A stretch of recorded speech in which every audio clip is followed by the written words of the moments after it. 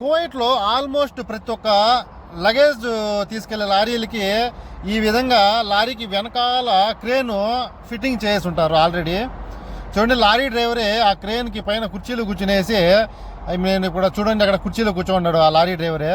ఈ విధంగా క్రేన్ని loading అన్లోడింగ్కి operating చేస్తాడు ఇట్లా క్రేన్ పైన కూర్చునేసి. చూడండి ఎంత మంచిగా మనము ఒక వస్తువుని చేతూ పట్టుకున్నట్టే ఆ క్రేను ఆ లారీలో ఉండే లగేజ్ను పట్టుకునేసి ఎంత సింపుల్గా దింపి కింద పెట్టేసి. చూడండి టెక్నాలజీ.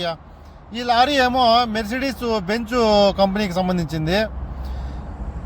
చూడండి ఎంత ఈజీగా అట్లా పట్టుకొని లగేజ్ లోడింగ్ అన్లోడింగ్ చేస్తుంది. మన ఇండియాలో అయితే కన్నా ఈ టెక్నాలజీ వచ్చిందో లేదైతే నాకైతే తెలియదు. ఒకవేళ మీరు ఎవరైనా ఇండియాలో కానీ మన లారీలకి ఈ విధంగా టెక్నాలజీ ఉంటే కన్నా నా కామెంట్ రూపంలో తెలియజేయండి. ఆ క్రేన్ చూడండి ఒక చేయిలాగా పనిచేస్తుంది ఆ లారీకి.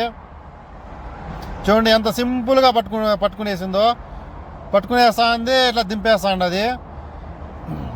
కువైట్లో కాదు మన ఇండియాలో కానీ ఇలాంటి టెక్నాలజీ కానీ లారీలకు ఫిట్ చేసినామంటే కన్నా చాలామందికి పనులు లేకుండా పోతాయి.